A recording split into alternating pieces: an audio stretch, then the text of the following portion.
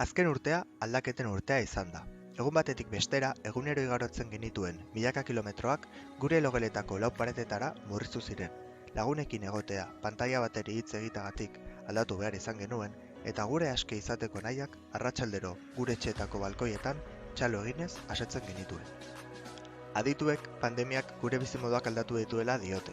Sekulako krisi ekonomikoa jasaten ari gara. Milaka gaixo ditugu gure ospitaletan eta gobernua jarritako debekuak buruz ikastea geroz eta zailago izaten ari da. Honek guztiak, noski, hezkuntzan eragina izan du. 2020 urteko otsailean, herrialde, adin eta maila guztietako ikasleak beraien etxeetan konfinaturik gelditu ziren. Ikasteko material, informazio eta kontzeptu berriak jasotzeko modu bakarra ordenagailu baten bidez izanik. Ikasleak eskola jasotzeko eta lanak egiteko ezohiko metodologietara argiaren abiaduran moldatu behar izan dira. Horretarako ordenagailuak, mugikorrak, tabletak eta beste inbeste gai informatiko eta hauei loturiko aplikazio eta plataformak erabiliz. Baina, zer gertatu da baliabide nahikorik ez zuten familia? UNESCO erakundaren arabera, konfinamendu garaian, 1650 milioi ikasle ikasgeletatik at gelditu ziren. Ikasle kopuru izugarri horren erdiak ez zuen ordenagailurik etxean, eta 40%ak ez da interneterik.